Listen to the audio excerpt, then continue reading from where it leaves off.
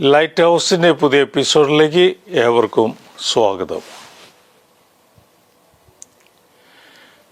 പ്രശസ്ത സംഗീതജ്ഞൻ ജഗൻ വർമ്മ തൻ്റെ സംഗീത ജീവിതത്തിൻ്റെ ഉന്നതിയിൽ നിൽക്കുമ്പോഴാണ് കഥ തുടങ്ങുന്നത്.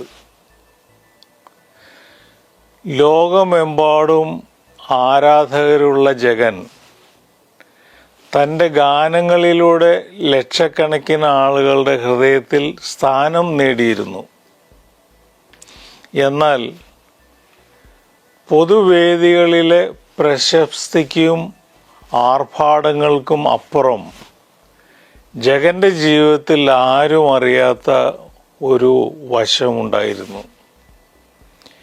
ജഗൻ്റെ ബാല്യകാലം ദാരിദ്ര്യത്തിലും കഷ്ടപ്പാടുകളിലുമായിരുന്നു കടന്നുപോയത്. സംഗീതത്തിൻ്റെ ലോകത്തിലേക്ക് കടന്നു വരാൻ ജഗനെ സഹായിച്ചത് ഒരു പഴയ പിയാനോയും അയൽപക്കത്തെ ഒരു സംഗീത അധ്യാപകനുമായിരുന്നു. അദ്ദേഹത്തിൻ്റെ പേരോ മറ്റു വിവരങ്ങളോ ജഗൻ അറിയില്ലായിരുന്നു. പക്ഷേ ആ അധ്യാപകൻ പകർന്നു നൽകിയ അറിവുകളും പ്രോത്സാഹനങ്ങളുമാണ് ജഗനെ ഇന്നത്തെ നിലയിൽ എത്തിച്ചത്. പ്രശസ്തിയിലൂടെ കൊടുമുടിയിൽ നിൽക്കുമ്പോഴും ജഗൻ ആ അധ്യാപകനെ കുറിച്ച് ഓർത്തു. അദ്ദേഹത്തിന് തൻ്റെ സംഗീതത്തിലൂടെ ആ അധ്യാപകന് നന്ദി അറിയിക്കാൻ ജഗൻ ആഗ്രഹിച്ചു. പക്ഷെ അദ്ദേഹത്തെ കണ്ടെത്താൻ ജഗന് കഴിഞ്ഞില്ല. അങ്ങനെയിരിക്കെ ജഗൻ തൻ്റെ ജന്മനാട്ടിലെ ഒരു പഴയ സ്കൂളിൽ ഒരു സംഗീത വർക്ക്ഷോപ്പ് നടത്താൻ തീരുമാനിച്ചു. അവിടെയുള്ള പാവപ്പെട്ട കുട്ടികൾക്ക് സംഗീതം പഠിപ്പിക്കുക എന്നതായിരുന്നു ലക്ഷ്യം. വർക്ക്ഷോപ്പിൻ്റെ അവസാന ദിവസം ജഗൻ്റെ സംഗീതം കേൾക്കാൻ ഒരു വൃദ്ധനെത്തി. ജഗൻ്റെ പഴയ പിയാനോയുടെ ശബ്ദം കേട്ടപ്പോൾ ആ വൃദ്ധൻ വികാരാധീനനായി. ഇത് എൻ്റെ പഴയ പിയാനോ ആണല്ലോ, അദ്ദേഹം പറഞ്ഞു. ജഗൻ ആ വൃദ്ധനെ സൂക്ഷിച്ചു നോക്കി. അത് തൻ്റെ ബാല്യകാലത്തെ സംഗീത അധ്യാപകനായിരുന്നു. അദ്ദേഹം ഇപ്പോൾ ഓർമ്മ നഷ്ടപ്പെട്ട ഒരു വൃദ്ധനായിരിക്കുന്നു.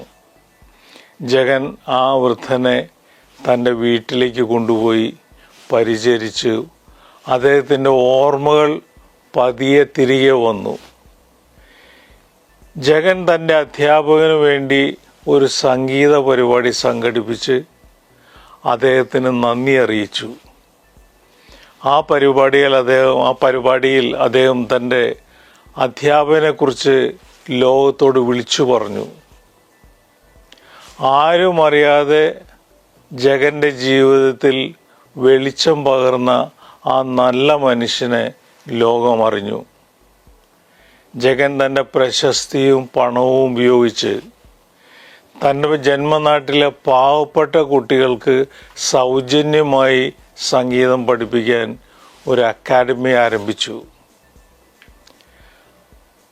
അദ്ദേഹത്തിൻ്റെ ഈ പ്രവൃത്തി തലമുറകളോളം നീണ്ടു നിൽക്കുന്ന ഒരു നന്മയുടെ പ്രതിധ്വനിയായി മാറി. നാം ചെയ്യുന്ന ഓരോ നല്ല കാര്യവും ഒരു പ്രതിധ്വനി സൃഷ്ടിക്കുകയും കാലാന്തരത്തിൽ ലോകത്തെ സ്വാധീനിക്കുകയും ചെയ്യും.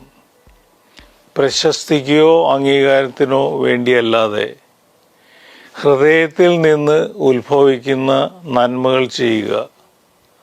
ആ നന്മകൾ ലോകത്തിൽ സൗന്ദര്യവും സ്നേഹവും നിറയ്ക്കും.